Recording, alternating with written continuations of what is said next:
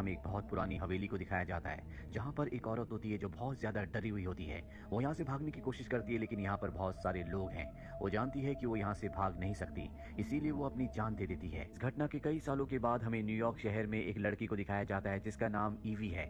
वो अपनी दोस्त के साथ फ्रीलांस केटरिंग का बिजनेस करती है ताकि वो अपनी गुजर बसर कर सके। ऐसे ईवी एक स्ट्रगलिंग आर्टिस्ट है। उसकी दोस्त उसे एक डीएनए टेस्ट देती है। दरअसल ये कंपनी है जो इस तरह के लोगों के टेस्ट करवाती है, जिससे वो पता लगा सकते हैं कि उनका इस दुनिया में कौन कौन फैमिली मेंबर है। और अब ईवी घर आने के बाद अपना डीएनए टेस्ट करवाकर कंपनी को भेज देती है, और जब उसे रिपोर्ट मिलती है तो उसे पता चलता है कि उसकी फैमिली इंग्लैंड से थी और वहाँ पर उसका कोई कजन भी है। ईवी के कजन को भी ये इन्फॉर्मेशन दी जाती है कि उसकी कोई कजन सिस्टर है, और अब ईवी को मैसेज आता है जो कि उसी के कजन का होता है, जो उसे चाय पर बुलाता है। हालांकि ईवी की दोस्त कहती है कि तुम्हें वहाँ पर नहीं जाना चाहिए, लेकिन ईवी का इस दुनिया में अब कोई नहीं बचा। उसके माँ बाप की कई सालों पहले मृत्यु हो चुकी है, इसीलिए वो तय करती है कि वो अपने कजन से मिलेगी। वो एक होटल में उससे मिलने के लिए जाती है, जहाँ पर उसका कजन उससे बहुत अच्छे से बात करता है और बताता है कि हमारा खानदान बहुत अमीर है और बहुत जल्दी हमारे खानदान में एक शादी होने वाली है, तुम्हें भी वहाँ पर आना चाहिए। और ईवी के पास इतने पैसे नहीं होते कि वो यहाँ से इंग्लैंड का टिकट अफोर्ड कर सके। उसका कजन कहता है कि मैं तुम्हारी टिकट करवाऊंगा, और इसके बाद ईवी कुछ दिनों के बाद इंग्लैंड चली जाती है, जहाँ पर एयरपोर्ट पर उसका कजन उसे रिसीव करने के लिए आता है, जिसके बाद वो उसे उस जगह ले जाता है जहाँ पर वो रहता है। ये एक बहुत बड़ी हवेली, बहुत बड़ा महल होता है। दरअसल ईवी का जो कजन है वो अपने परिवार के साथ इसी महल, इसी हवेली में रहता है, क्योंकि वो सब इसके लिए काम करते हैं। यहाँ पर जो इस हवेली का मालिक है उसका नाम होता है वॉल्टर। ईवी का कजन उसे वॉल्टर से मिलवाता है। वॉल्टर ईवी से बहुत अच्छे से बात करता है। यहाँ पर शादी की तैयारियां भी चल रही होती है, और जब ईवी हवेली के अंदर जाती है तो देखती है कि हवेली अंदर से बहुत ही शानदार है।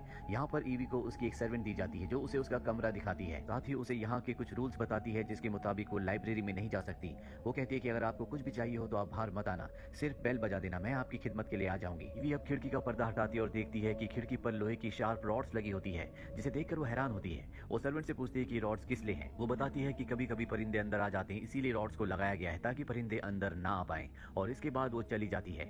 ईवी यहाँ पर रहकर बहुत खुश है। वो अपनी दोस्त को वीडियो कॉल करके बताती है कि यहाँ पर सब कुछ अच्छा है, मैंने कभी इतनी अच्छी जिंदगी के बारे में नहीं सोचा था। रात को वॉल्टर भी उसके कमरे में आता है और उससे पूछता है क्या सब कुछ ठीक है। वॉल्टर जो इस हवेली का मालिक है, उसके बात करने के तरीके से ऐसा लगता है जैसे कि वो ईवी को पसंद करता है। अब ईवी जब रनिंग करने जाती है तो देखती है कि हवेली के पास ही एक इमारत है, जिसे देखकर वो रुक जाती है। उसे वहां पर एहसास होता है कि कुछ न कुछ है। रात को जब ईवी सोती है तो उसे एक सपना आता है जिससे वो डर कर उठ जाती है। अब उसे प्यास लगी होती है, इसलिए बाहर आती है, जहाँ पर वो देखती है कि सब काम करने वालों को लाइन पर खड़ा किया गया है और उनमें से एक को लाइब्रेरी की सफाई करने के लिए अंदर भेजा जाता है। और तभी यहाँ पर ईवी की प्राइवेट सर्वेंट आ जाती है और उसे कहती है कि आपको इस तरह से रात को बाहर नहीं आना चाहिए, मैं आपके लिए पानी लेकर आती हूँ। ईवी अंदर चली जाती है। वहीं दूसरी तरफ हमें उस लड़की को दिखाया जाता है जो लाइब्रेरी की सफाई करने के लिए गई थी, और जब वो सफाई कर रही होती है, ऊपर एक आकृति जो लटकी हुई होती है ईवी को पकड़कर अपने साथ ले जाकर मार देती है। अगली सुबह दिखाया जाता है कि ईवी के लिए वॉल्टर एक बहुत ही शानदार ड्रेस भेजता है, क्योंकि यहाँ पर जो शादी होने वाली है उसकी रात को पार्टी है। सबसे हैरान करने वाली बात यह होती है कि ईवी ने अभी तक यहाँ किसी दुल्हन को नहीं देखा। शाम को जब वो उस ड्रेस को पहनकर पार्टी में जाती है तो वहाँ पर उसकी मुलाकात दो लड़कियों से होती है। इनमें से एक ईवी से बहुत अच्छे से बात करती है, जबकि दूसरी लड़की उसे बिल्कुल पसंद नहीं करती। अब वॉल्टर भी पार्टी में आ जाता है और वो ईवी के साथ डांस करना शुरू कर देता है, जिससे ईवी को बहुत अच्छा लगता है। ये दोनों बाहर वॉक पर भी जाते हैं, यहाँ पर ईवी वॉल्टर से सामने वाली इमारत के बारे में पूछती है जो उसने रनिंग करते हुए देखी थी। वॉल्टर कहता है कि पहले इस इमारत को सामान रखने के लिए इस्तेमाल किया जाता था, लेकिन अब इसे इस्तेमाल नहीं किया जाता। इसके बाद ईवी अपने कमरे में चली जाती है, और जब वो सो रही होती है तभी उसे अजीब सी आवाजें आती है। उसे ग्लास पर किसी के खौफनाक हाथ दिखते हैं, जिससे वो डर कर अपने बेड के नीचे छुप जाती है। ईवी की आवाज सुनकर वॉल्टर भी वहाँ पर आ जाता है। वो उसे संभालता और समझाता है कि यहाँ पर कोई भी नहीं है। ईवी वॉल्टर से कहती है कि जब तक मुझे नींद ना आ जाए तुम भी यहीं पर रुक जाओ। वॉल्टर भी वहाँ पर रुक जाता है, लेकिन जब सुबह उसकी आंख खुलती है तो वॉल्टर वहाँ से जा चुका होता है। तभी रात को पार्टी में जो दो लड़कियां उसे मिली थी वो वहाँ पर आती हैं और उसे अपने साथ तैयार करने के लिए ले जाती हैं। और जब वो ईवी के नेल्स काट रही होती है तो उसकी उंगली कट जाती है, उसे खून निकलना शुरू हो जाता है। ये देखकर वो लड़की अपना कंट्रोल खो देती है और उसकी उंगली से खून चूसना शुरू कर देती है। ईवी को बहुत अजीब लगता है और वो उस जगह से चली जाती है। लेकिन अब ईवी को शक हो जाता है कि यहाँ पर कुछ न कुछ गड़बड़ है, इसीलिए वो लाइब्रेरी में जाती है जहाँ पर उसे जाने से मना किया गया था। और वहाँ पर वो टेबल के ऊपर देखती है कि उसकी सारी डिटेल्स रखी होती है, और ये और किसी ने नहीं बल्कि वॉल्टर ने किया होता है। उसने उसकी सारी डिटेल्स निकाली होती है।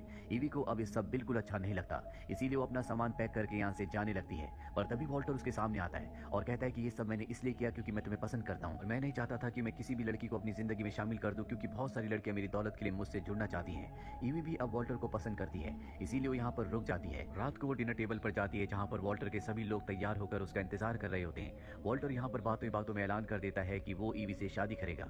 ईवी को थोड़ा अजीब भी लगता है, लेकिन अंदर ही अंदर कहीं ना कहीं वो खुश भी होती है। और अब वॉल्टर अपने सभी लोगों से कहता है कि तुम कई सालों से मेरी खिदमत कर रहे हो, जिसके बदले मैंने तुम्हें सब कुछ दिया। मैंने वादा किया था कि तुम मुझे 3 पत्नियां दिलाओगे, 2 मेरे पास हैं और अब तीसरी पत्नी मेरी ईवी होगी, जिसके बाद मेरी शक्तियां और भी बढ़ जाएंगी।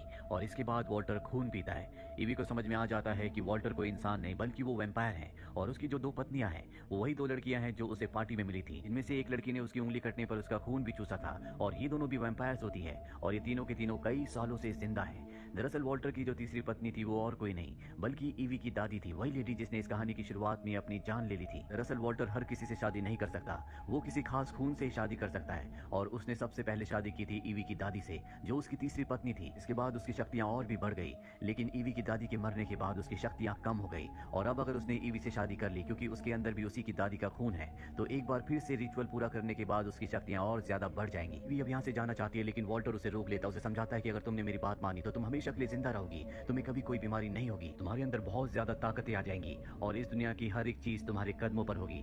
लेकिन ईवी उसकी बात नहीं मानती, इसीलिए ईवी को कैद कर दिया जाता है और वॉल्टर की दोनों पत्नियां उसे समझाने की कोशिश करती हैं कि शुरू में तुम्हें अजीब लगेगा लेकिन एक बार तुम वैम्पायर बन जाओगी तो उसके बाद सब कुछ ठीक हो जाएगा, तुम्हें ये नई जिंदगी बहुत अच्छी लगेगी। लेकिन ईवी इस जिंदगी को एक्सेप्ट नहीं करना चाहती, वो दोनों यहाँ से चली जाती हैं। इसके बाद वो बूढ़ी लेडी जो ईवी की सर्वेंट है वो ईवी के पास आती है, वो कहती है कि तुम यहाँ से भाग जाओ नहीं तो तुम्हारी जिंदगी कभी भी नॉर्मल नहीं हो पाएगी। और ईवी यहाँ से भागकर सामने उसी घर में चली जाती है जो कई सालों से बंद है। सबको पता चल जाता है कि ईवी भाग चुकी है, जिसमें उसकी मदद उसकी सर्वेंट ने की है, इसीलिए उसकी सर्वेंट को मार दिया जाता है और ईवी भागकर यहाँ से उस घर में छुप जाती है जो सामने होता है। सर्वेंट भी वहाँ पर आ जाता है पर ईवी किसी तरह से वहाँ से उसे उसी घर के अंदर बंद करके निकल जाती है और टाउन पहुंच जाती है जहाँ पर वो एक बूढ़े कपल से मदद मांगती है। वो ईवी की मदद करने के लिए तैयार हो जाते हैं, वो उसे अपने घर के अंदर बुलाते हैं और कहते हैं कि हम पुलिस को कॉल करते हैं। लेडी पुलिस को कॉल करती है और तभी ईवी घर पर लगी फोटोज को देखती है जिसमें वो वॉल्टर के साथ होते हैं। वो समझ जाती है कि ये वॉल्टर के लिए काम करते हैं और इन्होंने पुलिस को नहीं बल्कि वॉल्टर को कॉल किया है। ईवी अब यहाँ से भागने की कोशिश करती है लेकिन वो उसके सिर पर प्रहार करके उसे बेहोश कर देते हैं और जब ईवी को होश आता है तो वो देखती है कि उसके सामने वॉल्टर है। वॉल्टर उसे समझाने की कोशिश करता है कि अगर तुम वैम्पायर बन गई, मेरी पत्नी बन गई तो तुम्हें बहुत फायदा होगा, तुम्हें कभी कोई बीमारी नहीं होगी, तुम बहुत ताकतवर हो जाओगी, साथ ही तुम्हारे पास इस दुनिया की सारी सुविधाएं होंगी, सब तुम्हारे आगे झुकेंगे। और अब ईवी को ना चाहते हुए भी उसकी बात माननी पड़ती है और उसी रात शादी की सारी तैयारियां हो जाती हैं और अब वॉल्टर ईवी से कहता है कि तुम्हें मेरा खून पीना होगा और इसके बाद वो वॉल्टर के हाथ को काट कर उसका खून पीती है जिसके बाद उसके अंदर असीम शक्तियां आ जाती है और अब वॉल्टर को भी उसका खून पीना था जिसके बाद उसकी शक्तियां बहुत ज्यादा बढ़ जाएंगी। लेकिन ईवी उसे अपना हाथ नहीं देती, उसे खून नहीं पीने देती और वहां पर आग लगा देती है।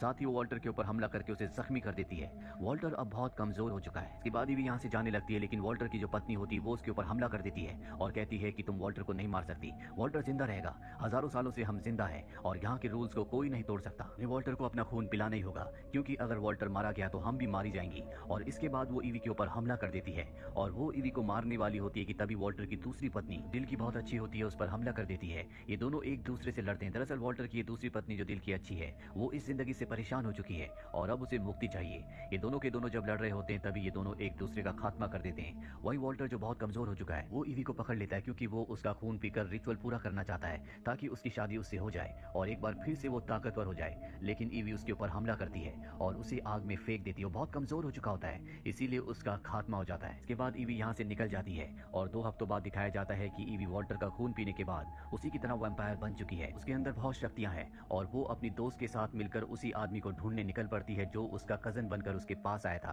ताकि उससे अपना बदला ले सके। और इसी के साथ ये फिल्म यहीं पर खत्म हो जाती है। ये फिल्म ईयर 2022 में रिलीज हुई थी। IMDb पर इसकी रेटिंग है 5.2। उम्मीद करते हैं कि ये कहानी आपको पसंद आई हो।